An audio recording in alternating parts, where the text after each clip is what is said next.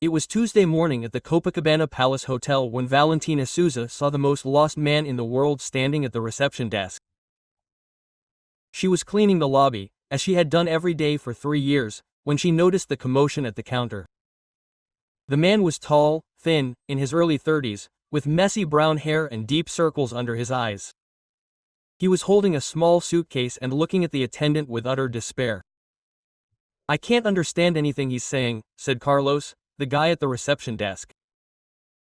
"He must be Russian," the man tried again, pointing to his chest. Dmitry Volkov," he said with a thick accent. Roberto Abreu, the manager, approached with a sour expression, a 50-year-old man who treated employees like trash. "What's this mess? This guy doesn't speak Portuguese or English," Carlos explained. "He's trying to check me out." Roberto rolled his eyes. "These Russians are all trouble. Tell him to sit over there. If he doesn't fix it soon, send him away." Quote. Valentina stopped cleaning and looked at Dmitry. The poor guy slowly walked over to the couch, sat down, and put his head in his hands. No one's going to help him, she thought, remembering her Russian lessons with her ex-boyfriend Alexei. She walked over to the coffee machine and approached him. Coffee, quote. Dmitry lifted his head, his blue eyes widening in surprise. "Vagovoritis? You speak Russian?" "A little. I learned it from a friend. I can try to help." Quote. His eyes filled with tears. He accepted the coffee with trembling hands. Thank you. Thank you so much. Nobody understands me here." "What's your name?" "Dmitry Volkov. And you?" "Valentina. I work here as a cleaner. Are you okay? You look sick." "I am very sick, yes. I came to Brazil for medical treatment, but it's difficult. I don't speak Portuguese and I'm alone. Come with me, I'll help you with the check-in." Quote. They returned to reception. Roberto frowned. "Valentina, go back to work." "Sir Roberto, I speak a little Russian. Can I help?" Quote. Roberto waved for her to continue. Valentina helped Dmitry fill out the form. She discovered he was a businessman from Moscow and would be staying at the hotel for weeks for medical treatment. "He has an appointment this afternoon," she explained to Carlos. "Okay. Give me the key to suite 1205, Roberto said. "Valentina, now go back to work."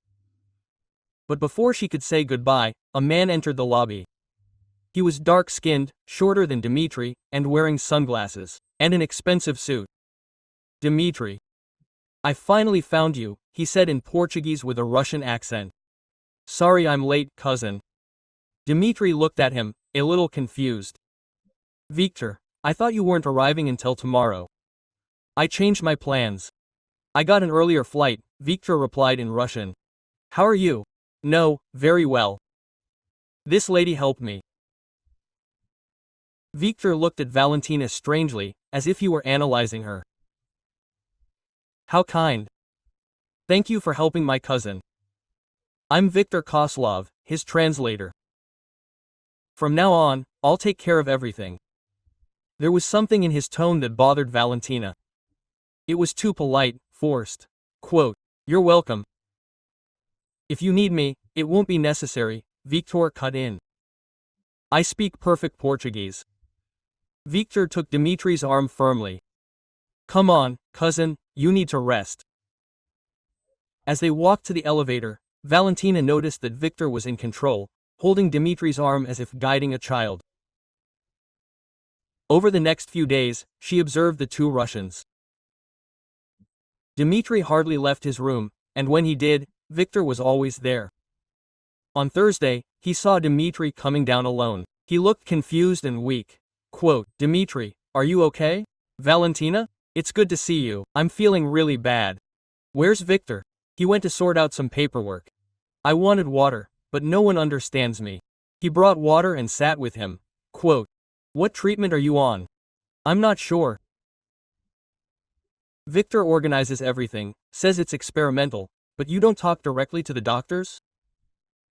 "Victor translates everything. My Portuguese is too bad." "Do you trust Victor?" Quote, He hesitated. He's family, my father's cousin. He showed up a few months ago when he heard I was sick. Didn't you two know each other before? Quote. No, my father talked about him, but we'd never met. Victor walked into the lobby at that moment. When he saw Dmitri talking to Valentina, he became serious. Dmitri, what are you doing here? You should be resting. Quote. He spoke in Russian in a firm voice and dragged Dmitri to the elevator. On Friday, Valentina was vacuuming when she heard raised voices from Suite 1205. I don't want to take these medications anymore, Dmitri said in Russian. They make me worse. Do you have to trust the treatment? Quote. Victor replied. The doctors know what they're doing. I want to speak directly to the doctor. Impossible, his Portuguese is terrible, I need to translate everything. Quote. Valentina shivered. Victor was being manipulative. That afternoon, she saw Victor leaving alone. This was her chance. She knocked on the suite door. Dmitri. It's me, Valentina, found him lying down, pale as a sheet. Medications scattered on the table. I haven't been able to get out of bed since yesterday. Victor says it's normal. Valentina looked at the medications. Several boxes with strange names. What illness do you have? Victor says I have liver and heart problems. Did you have tests done here? Victor takes the results to the doctors. They heard the elevator. Victor coming back. Hide it, please. He gets angry when he finds me talking to other people. Valentina hid in the bathroom. Victor came in with the pharmacy bag. How are you, cousin? A little better. I brought new medication. You need to take them now. He separated the pills without showing the boxes. This one is for the liver, this one for the heart. Dmitri hesitated. Many, Victor. You need to trust the treatment. Dmitri swallowed the pills. Victor left. Valentina came out of the bathroom. Dmitri was already drowsy. Can I see the boxes? He picked one up and got a shock. It was an anxiety medication, not a liver medication. Another was a strong sedative. Dmitri, these medications aren't for you, he said, but he had already blacked out. He took a picture of the boxes and Googled it. The combination could be dangerous.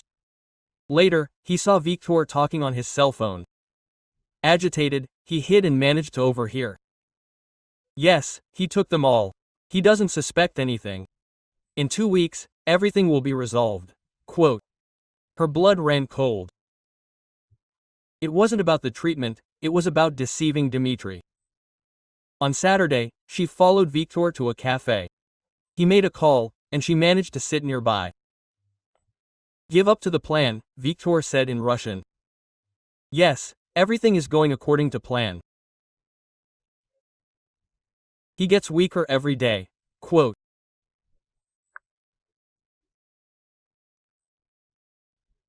Valentina almost spilled her coffee. See, what's up? Nego bil serdechnij pristup. The doctor has already been notified. Let's say he had a heart attack. Irina documents. Irina has already prepared the inheritance documents. Million of people. We'll split 200 million in half.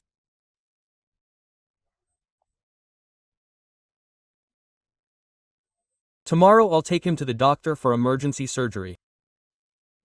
Posloperit the number Eos Lagnini. After the operation, he dies from complications.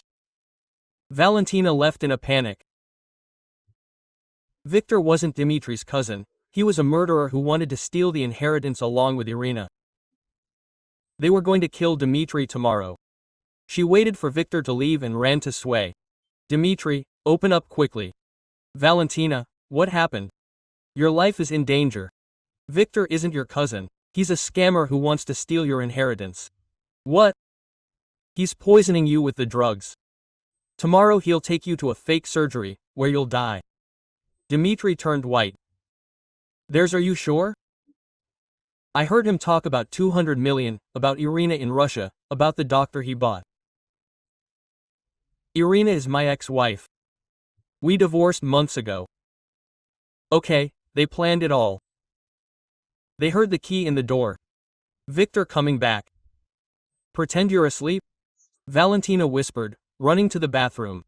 How are you, cousin? Victor asked, very tired. Tomorrow you'll feel better. I have a good surprise. What surprise? Dr. Mendez arranged a special surgery. It will solve all your problems at once. What kind of surgery? It's complicated to explain. It will be quick. You'll be in from morning to afternoon. You'll be cured. I trust you, Victor. Great. Take your evening meds. Tomorrow will be a special day. He prepared an even larger dose of pills. Why so many? Preparing for surgery requires relaxation. Dmitri took everything, knowing it was poison. After Victor left, Valentina ran out. You need to vomit up these meds now. How? Stick your finger down your throat before they take effect. Quote. Dmitri managed to vomit up some of them. Medicine. Valentina, what do we do? He's going to kill me tomorrow. Let's pretend you don't know anything. When he wants to take you to the doctor, pretend you're sick. And then we'll call the police. And if it doesn't work? It will. I won't let anything happen to you. Dmitri looked at her gratefully. Why are you helping me? Because it's the right thing to do. At that moment, she realized she felt something more than pity for Dmitri. There was a real connection between them. Dmitri, give me your cell phone, I'll write down my number. Promise you'll be careful? I promise. And you promise you'll trust me? I promise. When he fell asleep, Valentina went downstairs with a determination she'd never felt before. Dmitri was counting on her. Tomorrow would be the most important day of both their lives. But something told her that Victor wouldn't be easy to fool. Sunday morning, 6 a.m. Valentina woke up with her heart pounding. Today was the day. Victor was going to try to kill Dmitri, and she was the only thing standing between them. She arrived at hotel an hour earlier. The lobby was empty, except for the night porter dozing. She went up to the 12th floor slowly, listening for any noise. At 7:30, she saw Victor exiting the elevator, dressed in a black suit, carrying a briefcase. He seemed tense, checking his cell phone constantly. He hid behind a column and managed to overhear part of the conversation in the suite. Dmitri, wake up. Today is the big day. What time is it? 8 a.m. We need to be at the office by 9. I feel terrible, Victor. I don't think I can get out of bed. Of course you can. It's just anxiety. Take these pills. Quote. Valentina bit her lip. The plan was working. Dmitri was pretending to feel bad. I don't want to take any more medicine. I already took too much yesterday, Dmitri. Let's not start being stubborn. They're just tranquilizers. But I'm really not well. Maybe it's better to postpone it. Quote. Victor's voice grew hard. Postpone it? Do you know how much work it took to get this surgery? Quote. Dr. Mendez canceled other patients. Sorry, Victor, I'm just so scared. Scared of what? It's a simple procedure. In 2 hours you'll be free of all your problems. What a horrible way to say you were going to kill someone. I'll get the car. Get ready. Victor left the suite and Valentina quickly knocked on the door. Dmitri, it's me. He opened it, pale and trembling. He's insisting I go. I don't know how much longer I can stall. Calm down. Let's try calling the police again. What if they don't believe me? We have to try. Dmitri picked up his cell phone and dialed 911. Hello? I need help. Someone's trying to kill me. On the other end, the operator spoke Portuguese too quickly. Dmitri couldn't keep up. I can't explain properly. My Portuguese is bad. Valentina picked up the phone. Hello? My name is Valentina Souza. There's a Russian guest being poisoned at the Copacabana Palace Hotel. They're going to try to kill him today in a fake surgery. Ma'am, are you sure of what you're saying? Yes, I am. His name is Dmitry Volkov, a Russian 1205. The criminal's name is Viktor Koslov. And the call dropped. The battery died. No, Valentina shouted. Viktor knocked on the door at that moment. Dmitry, the car is waiting. What now? Quote. Dmitry whispered, terrified. Valentina thought quickly. I'll follow you. How? In an Uber. I'll stay away and watch. If anything happens, I'll call the police. It's very dangerous. I can't let you go alone. Quote. Viktor knocked again, louder. Dmitry, what's taking so long? I'm coming. Quote. Dmitry quickly got dressed. If things get bad, you run. Okay. Okay. Go ahead, I'll wait a few minutes and call an Uber. Quote. They got out separately. Valentina saw Viktor and Dmitry. Getting into a black car, she waited for them to leave and called an Uber. Follow that black car, she said to the driver. Hey, are you following someone? It's my boyfriend. I suspect he's cheating on me. Quote. The driver laughed. Oh, I see. Let's find out the truth. Quote. So, they arrived at a small clinic in Ipanema. Valentina asked the driver to stop a little way away. Wait here a few minutes. Sure, quote. She approached the clinic slowly. From the outside, it looked normal, but there was no movement. Strange for a Sunday morning, she managed to position herself at a side window and saw Viktor, Dmitry, and a woman in white in an empty reception area. Mr. Viktor, the doctor is waiting, the woman said. They were taken to a room that looked more like a surgical center. There was a gurney, medical equipment, and a man in a lab coat. Dmitry Volkov, the doctor asked. Yes, Viktor replied. My cousin doesn't speak Portuguese. Perfect. Let's begin. Quote. Valentina felt butterflies in her stomach. This wasn't a consultation. It was actually preparation for surgery. Dmitry looked around the room, clearly nervous. Viktor, this seems very, how do you say, serious for a simple consultation. The equipment here is very modern, Viktor explained. Cutting-edge technology. Dr. Mendes prepared a syringe. I'll go. Give him some light sedation to relax him. Wait, Dmitry said in hesitant Portuguese. What kind of surgery? The doctor looked at Viktor, confused. Didn't you explain it to him? I did, but he forgets because of the medication. Quote. Dmitry got up from the stretcher. I don't want to do it today. I'm too scared, Dmitry. We're already here, Viktor said impatiently. But I'm really scared. I want to go back. Quote. Dr. Mendes looked at his watch. Look, if the patient doesn't want it, I can't force it. He does want it, Viktor insisted. It's just nerves. No, I don't want it, Dmitry said more firmly, heading for the door. Viktor tried to hold him back, but Dmitry was faster. I want to leave now. The doctor and Viktor exchanged glances. It was obvious they weren't expecting resistance. Okay, Viktor said through gritted teeth. Let's go then. They left the clinic, and Viktor was visibly irritated.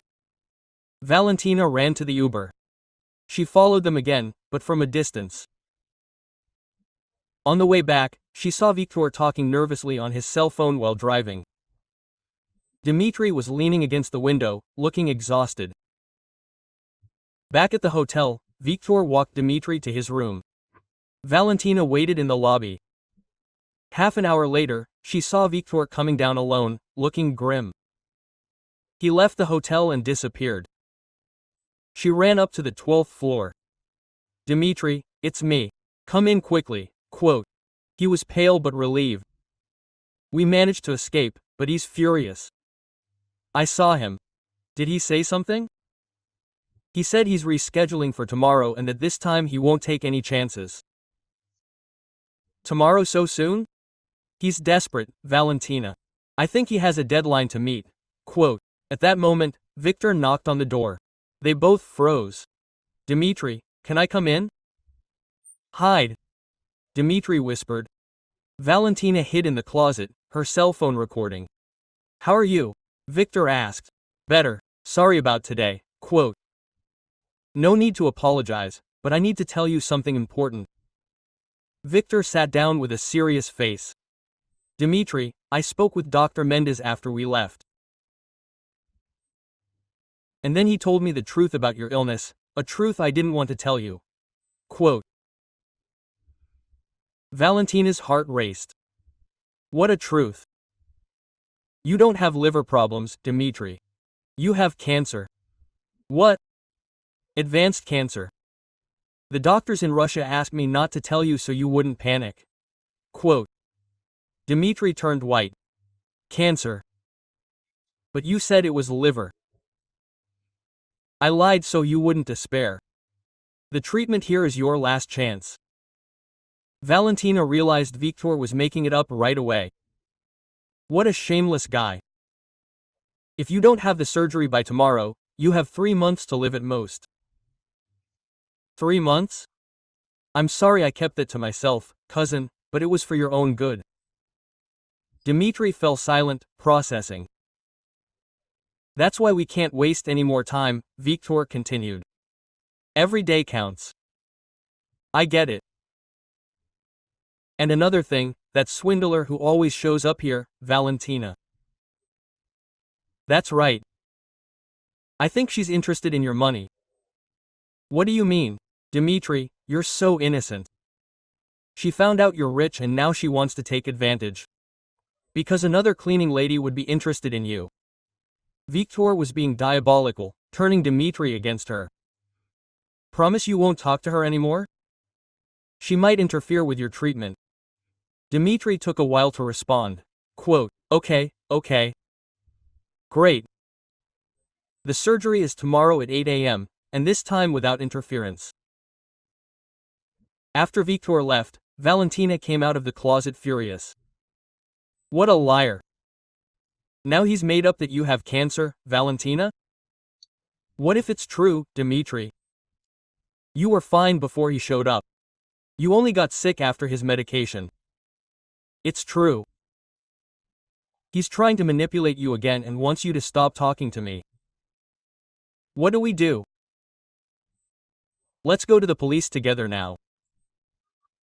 They left the hotel and went to the nearest police station. It was Sunday afternoon, not very busy. The officer on duty seemed tired. Quote, how can I help? We want to report it. Attempted murder, Valentina said bluntly. Attempted murder. Explain better. Valentina quickly told the whole story. The police chief listened with a doubtful expression. Quote, do you have any proof? We have the recording. She showed the recording on her cell phone.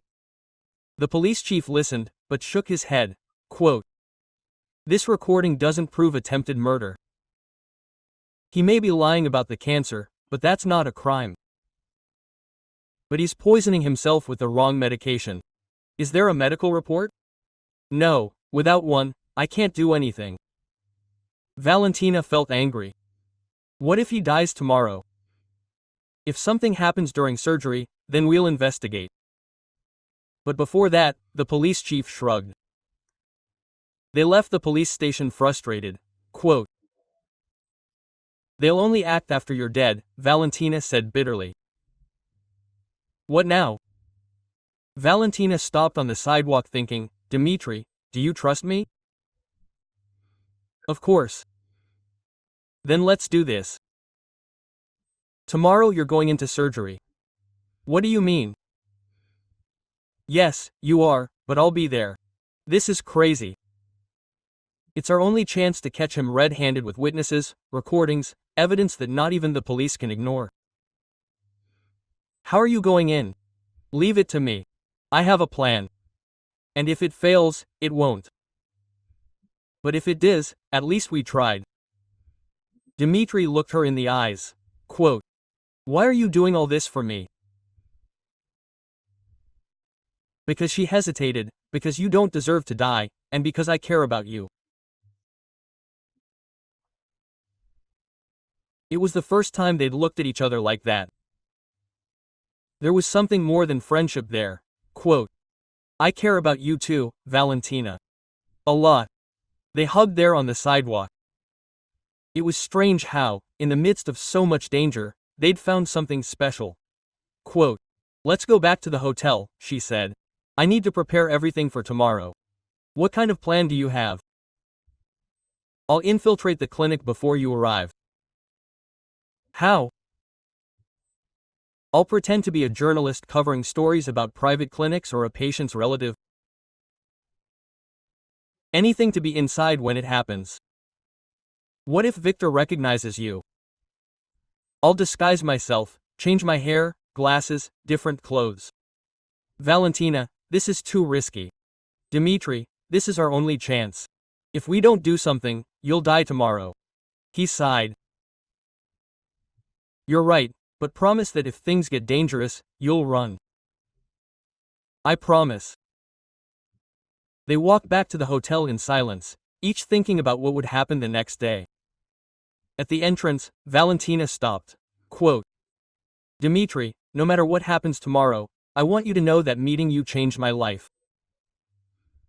"Mine too." They said goodbye in the lobby. Valentina went home to plan every detail of the infiltration. Dmitri went up to his room, knowing it might be the last night of his life. But for the first time since Victor showed up, he wasn't completely alone. Someone was fighting for him, and that made all the difference. Monday, 5 a.m. Valentina woke before her alarm. Today was the day. Either they got evidence against Victor, or Dmitri would die. She went to the mirror and began to transform herself. She brushed her hair back, straight, and tied it in a bun. She put on her mother's glasses and a black suit she'd kept since she was looking for an office job. She looked in the mirror, and she looked like a completely different person. He called the police station they'd gone to yesterday. "Hello, South Zone Police Station. Good morning. Yesterday, a friend and I went there to report an attempted murder. The chief said he couldn't do anything without proof." "Yes.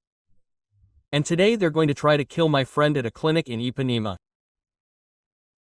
I'll try to get proof, but I needed you to know." "Ma'am, we can't go there without a court order." "I know, but if I get something concrete, you can go."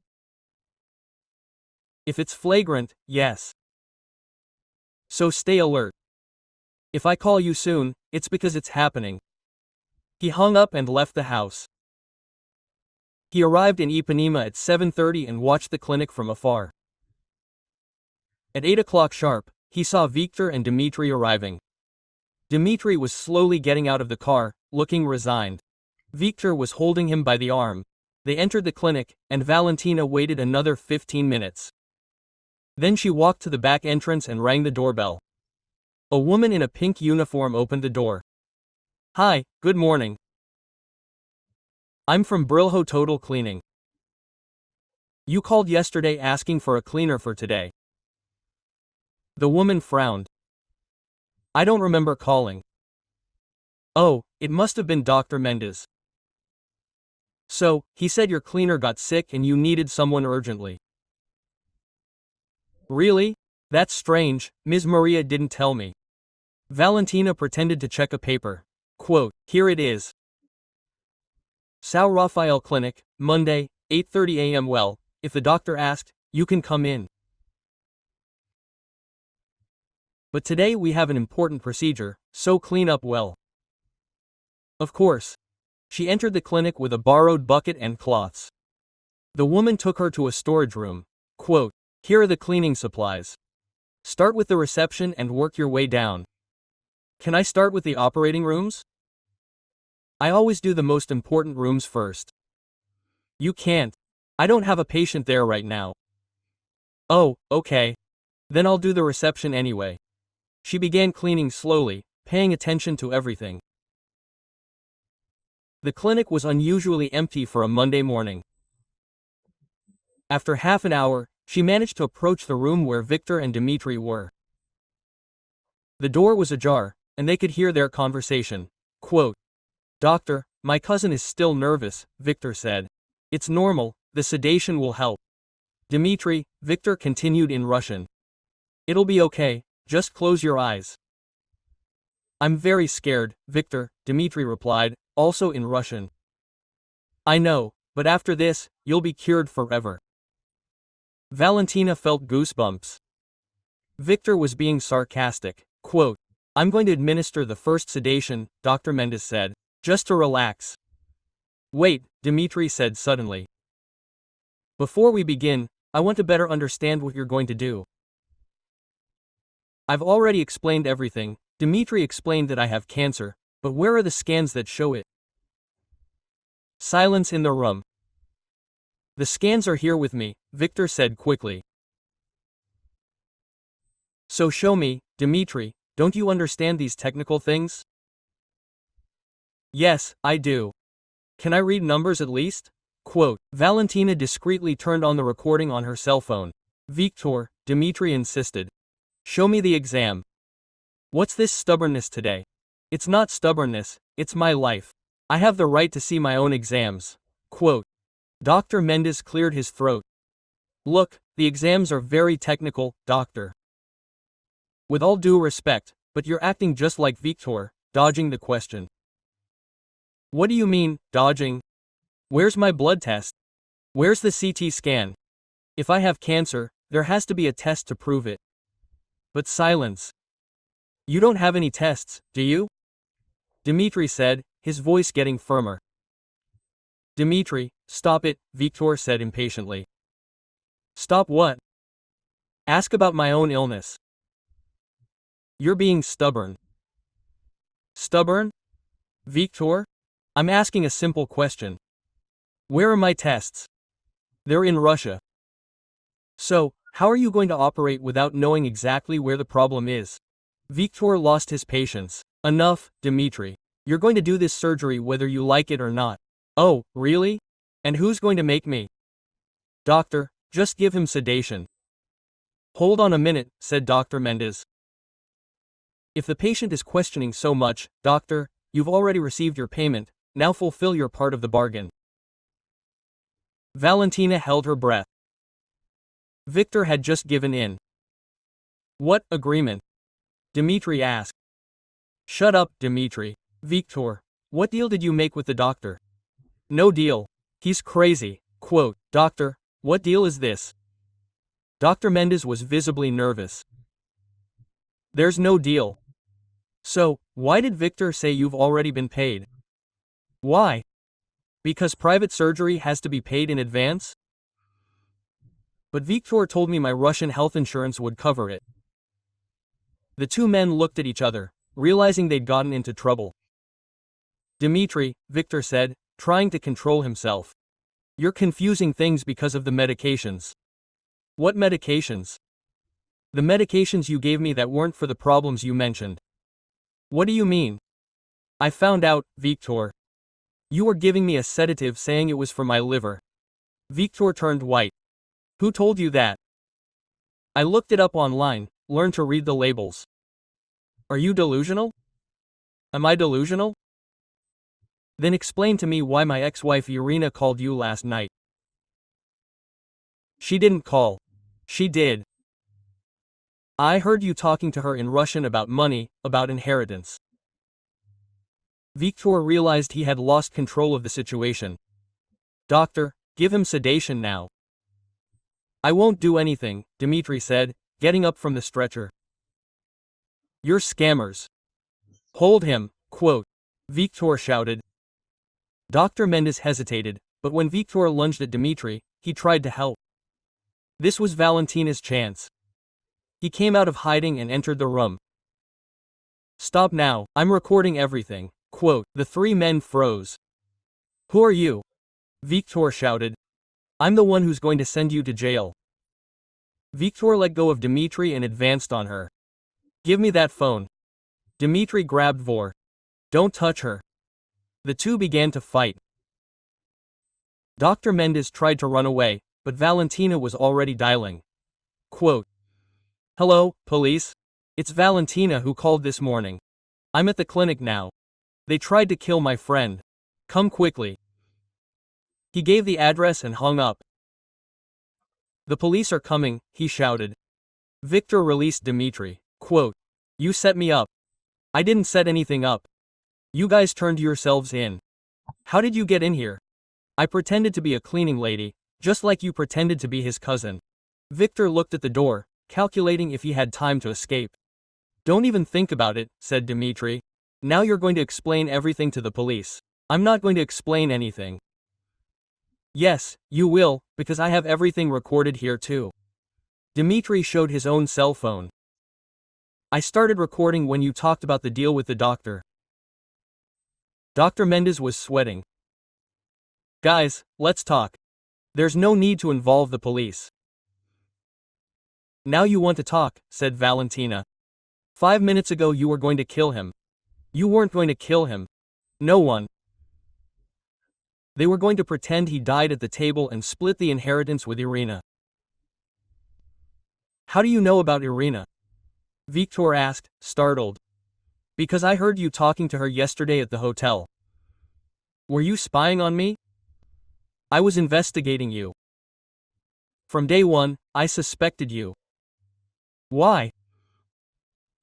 "Because, cousin, you really don't control someone's life the way you controlled Dimitri's." At that moment, they heard a siren approaching. Victor made a last attempt to flee, but Dmitri held him back. Quote, "You won't escape." 2 police officers ran into the clinic. "Police, what's going on here?" "These 2 men tried to kill me," Dmitri said, pointing at Victor and Dr. Mendez. "What do you mean, kill?" Valentina showed her cell phone. "I have everything recorded. They were going to pretend he died in a fake surgery to steal the inheritance." The police officer listened to part of the recording and shook his head. Quote, "You're going to have to go to everyone." Victor tried one last trick. "Police. This woman is lying. She wants it, taking advantage of his money." "Really?" the police officer asked. Quote, "So, how did she know the details of your conversation?" Victor couldn't answer. "Besides," the officer continued, "we were already keeping an eye on that clinic. We've had other complaints." "Other complaints?" Valentina asked, surprised. "Yeah, it seems you're not the first." Victor and Dr. Mendez were handcuffed. The nurse who was at the reception was also taken in as an accomplice. They testified for hours at the police station. Victor tried to deny everything, but the recordings were very clear. Quote, "And what about Irina?" the police officer asked. "She's in Russia," Dmitri explained. "She's my ex-wife. We'll contact Interpol. She won't escape." Late in the afternoon, they were released. They left the police station exhausted, but relieved. Quote, "I can't believe we did it," Valentina said. "We did it because you were brave," Dmitri replied. "We were both brave." They walked in silence for a few minutes. "Valentina," Dmitri said, stopping. "Can I tell you something?" "Of course." Victor didn't lie about everything. "I really am very rich." Valentina laughed. "I figured. No one would want to kill someone for a little money. No, seriously, very rich indeed. At most. $200 million. Valentina stopped walking. "Wow. That's why Irina and Victor wanted to kill me so badly." "Damn, Dmitri. And you know what?" "What?" "All these days, you were the only person who cared about me without knowing it." "Of course I cared. You needed help. That's why I started to like you." They looked into each other's eyes there on the sidewalk. "Did you start to like me?" "Yeah, at first it was just gratitude, then it turned into concern." "And now?" "And now? Now I know it's much more than that." "I know it too, even though I know I am foreigner, that my life is complicated, especially because of this. You needed someone who cared about you, not your money." They kissed right there on the street. It was a sweet kiss, full of relief and hope. When they separated, Dmitri smiled. Quote, "Do you want to come back to the hotel with me? I want to show you the room where it all started and ask you something." What something? You'll find out. They walked back to the Copacabana Palace Hotel hand in hand. At the reception, Roberto looked at him in surprise. Quote, "Valentina, it's so good to see you. Where are you? You didn't show up today?" "Mr. Roberto, I need to talk to you." "Of course you did. I'm going to resign." Roberto's mouth fell open. Resignation? Why? Why? Dmitri asked, approaching. "She's going to work with me now." "And you are?" Dmitri Volkov, a guest in Suite 1205 and Valentina's future boyfriend. Roberto almost fell backward. They went up to the room together. Dmitri opened the door and they entered. Quote, "This is where you offered me coffee," speaking Russian, he said. "This is where our story began," she added. Dmitri took her hands. Quote, "Valentina, will you date me? I do. Even though I know it can be complicated, especially knowing this." "Why?" "Because after everything we've been through, I'm sure we understand each other." They kissed again, this time unhurriedly, without fear, without Victor to get in the way. Outside, the sun was setting over Copacabana. For them, it was rising. 3 weeks after Victor's arrest, Valentina was still getting used to her new reality. She woke up in the presidential suite of the Copacabana Palace Hotel and for a second, she forgot where she was. The room was huge, with an ocean view and a bathroom bigger than the apartment where she'd lived before. It still felt surreal. Dmitri was already awake, sitting on the balcony drinking coffee. Quote, "Good morning, princess," he said in Portuguese. He was getting better at the language. Quote, "Princess, no way," she replied, stretching. "Good morning, love." She went to the balcony. The view of Copacabana was beautiful, but it still left her a little lost. It was too much of a change all at once. "What are you doing up so early?" "Meeting with the lawyers at 9. There's news about the case." Quote. She sat next to him, but she was restless. "Dmitri, can I ask you something?" "Sure." "Don't you think this is all moving a little too fast?" "What do you mean?" "I don't know. 3 weeks ago I was a cleaning lady. Today I'm living in a suite that costs more than a year's salary." Quote. And Dmitri put his cup aside and looked at her. "Are you feeling uncomfortable?" "A little. It's just too much new all at once." "I understand. Want to talk about it?" Quote. Valentina sighed. "Yesterday I went down to buy a snack at the bakery. The cashier looked at me strangely when I paid with my credit card." "What?" "As if I'd stolen the card." She must have thought, what is a girl like that doing with a card like that? Valentina. "And at the mall too." Quote. "The saleswomen followed me, thinking I was going to steal something." Dmitri took her hand. "This will pass. People just need time to get used to it." "And if I don't get used to it, what do you mean? What if I wasn't made for this life? What if I can't adapt?" Quote. Dmitri looked serious. "Do you want to go back to your old life?" "That's not it. It's just that sometimes I feel like I don't belong anywhere. I'm not a cleaner anymore, but I'm not really rich either." "Valentina, look at me." Quote. She looked up. "You don't have to be rich. You just have to be you." "But people don't see it that way. To hell with what people think." "Easy to say when you're born with money." "I wasn't born with money, Valentina. I built everything from scratch. It's different. You're a man, a businessman. I am who knows what I am now." Quote. Dmitri stood up and pulled her into a hug. "You're the woman who saved my life. That's who you are." "But what now?" Quote. "What am I going to do with my life?" "Whatever you want." You can study, you can work, you can travel the world, or you can just discover who you want to be. And if I discover I want to work again, then you work. Even if it's something simple. Valentina, if you want to go back to cleaning, I'll support you. What matters to me is that you're happy. She pulled away and looked at him. Really? Really? But I think you can dream bigger. What do you mean?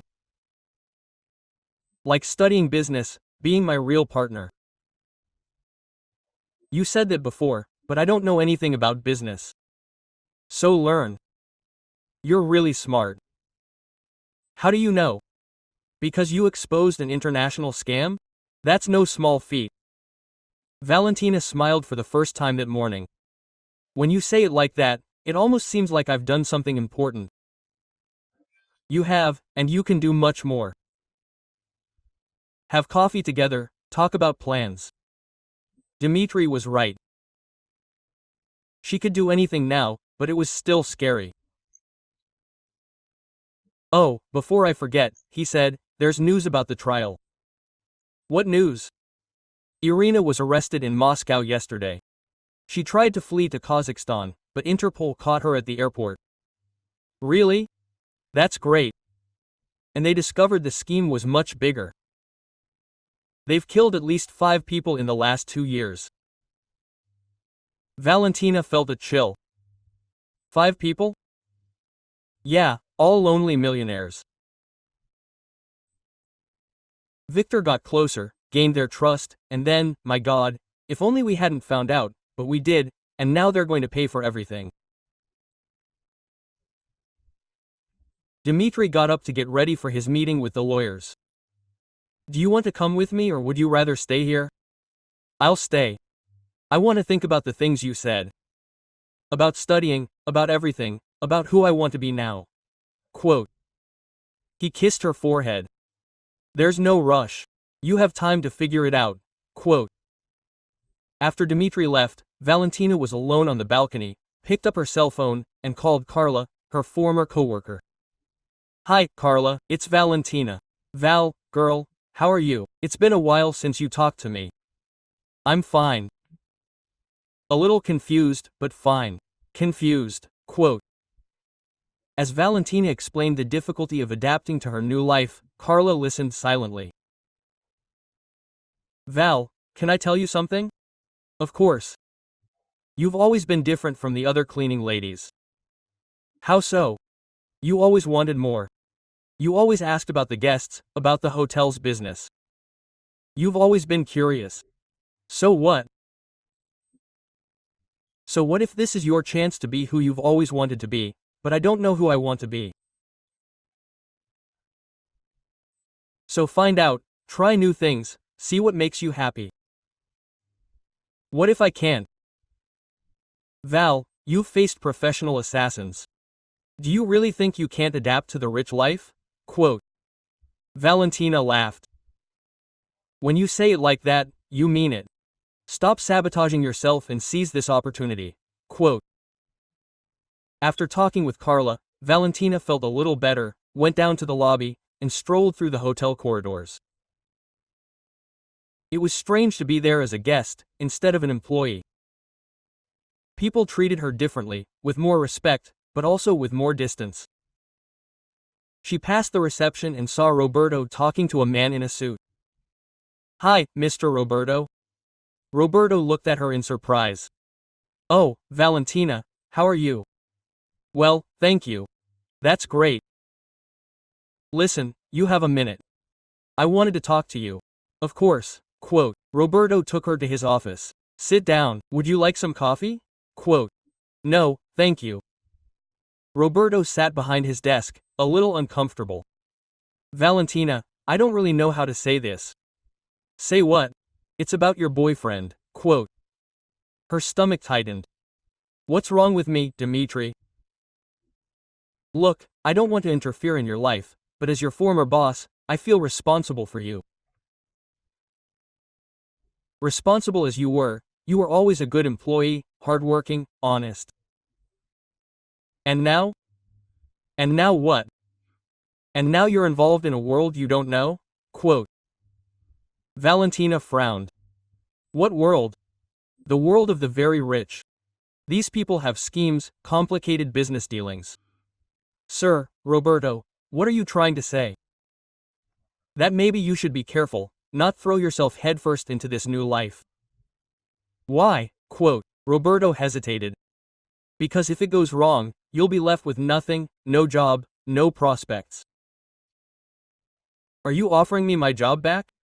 If you want, yes. Valentina was silent for a moment, processing. Mr. Roberto, can I ask you something? Of course. Why do you care so much about me now? When I worked here, you barely knew my name. Quote. Roberto blushed. I've always cared about my employees. Isn't that true? You treated me like furniture. Valentina. The difference is that now I'm dating a rich guest. That bothers you, doesn't it? Yes, it does. Can't you accept that a former cleaning lady is in a better position than you? Quote. Roberto was speechless. Thank you for the offer, Mr. Roberto, but I won't be needing it. She left the office with her head held high. For the first time in weeks, she felt confident. When Dmitri returned from the meeting with the lawyers, he found her in a more cheerful mood. How was the meeting? He asked. Great. Victor and Dr. Mendez were each sentenced to 15 years, and Irina got 20 years in Russia. It's really over, isn't it? It's over. Now we can think about the future. I've made a decision about that. What decision? I really want to study business administration so I can be your true partner. Dmitri smiled. Are you sure? Absolutely. I'm tired of feeling lost. I want to build something. And what do you want to build? First, I want to understand your business. Then I want to have my own. And what kind of business? I don't know yet, but I want to find out. Dmitri pulled her into a hug. I'm proud of you. Why? Because you decided to stop being afraid. I'm still afraid, but I'll face it. That's what makes you special. Quote. They spent the rest of the afternoon planning. Dmitri was going to help her apply to college and also teach her about his business. Oh, and there's another thing, he said. What? I want to buy a house. A house? Yeah, I'm tired of living in hotels. I want a place of our own. Quote. Ours, if you want to live with me. Valentina smiled. Yes, I do. Really? Not too soon, Dmitri. After everything we've been through together, I think we know each other well. It's true. And besides, I practically live here already. Quote. The next day, they went house hunting. The first was very big, the second too far away, but the third was perfect. It was a single-story house in Ipanema, with 3 bedrooms, a backyard with a pool, and a kitchen that Valentina loved. This is it, she said as soon as they entered. Are you sure? Absoluta. Can you imagine us living here? Quote. Dmitri looked around. Yes, I can. And you know what else I can imagine? What? You studying at that table in the living room, you working in the back room, and us cooking together in the kitchen. I don't know how to cook, so we learn together. Quote. They closed on the house that same day. In 2 weeks, they would be living there. On the way back to the hotel, Dmitri was quiet. What are you thinking about? She asked. How quickly things have changed. Regret? On the contrary, I've never been happier in my life, even when I got rich. Money doesn't bring happiness, Valentina. It brings comfort, security, but not happiness. And what does it bring? Having someone who truly cares about you. Do you have that now? I do. And so do you. They arrived at the hotel and went up to their room. Dmitri opened a bottle of champagne. What are we celebrating? She asked. New house, new plans, new life. And what else? Quote. Dmitri suddenly became serious. Valentina, can I ask you a question? Of course. Do you love me? I love you because I ask. Because I need to tell you something. Quote. Her heart raced. What a thing. I've loved you since the day you offered me coffee. Speaking Russian since day one. Since day one, but it took me a while to understand what I was feeling, and now you understand. I understand, and I want to spend the rest of my life with you. Quote. Dmitri knelt on the floor and took a small box from his pocket. Valentina Souza, will you marry me? She was speechless for a few seconds. Dmitri, I know it's early, I know there's still a lot to sort out, but I'm sure of one thing. I want you by my side forever, even though I'm still learning to navigate this new world, especially because of this. I want to learn along with you. What if I change? What if the new Valentina is different? Then I'll fall in love with the new Valentina too. She looked at him, at the box, at him again. You can get up, you're looking ridiculous there on the floor. He laughed and stood up. That's a yes. That's a yes. Quote. Dmitri placed the ring on her finger and kissed her with all the passion in the world. When do you want to get married? He asked. I don't know when we're ready. When do you think we'll be ready? When I graduate from college, that'll be 4 years away. So, we'll have 4 years to be sure. I'm already sure. Me too, but I want to do things right this time. What do you mean? I want to be your equal when we get married. I don't want to be the ex-cleaner who made it big. Quote. I want to be the woman who built her own life. Dmitri looked at her with admiration. You're incredible, you know? I'm learning how to be. Quote. They stayed on the porch late, planning their future. No longer as two people from different worlds, but as partners building something together. Valentina? Thank you. Why? For teaching me that true love isn't about money. And you taught me that I can be anything I want. Can I really? So let's discover together what I want to be. They fell asleep in each other's arms, thinking about the 4 years ahead of them. 4 years for her to study, grow, discover herself. 4 years for them to get to know each other better and build a solid foundation. The story that began with a cup of coffee offered in Russian had become something much more important, a lifelong partnership based on mutual respect and true love. And that was the best possible foundation for any marriage. Did you like this story? Let me know in the comments. Valentina did the right thing by helping Dmitri. Until the next story.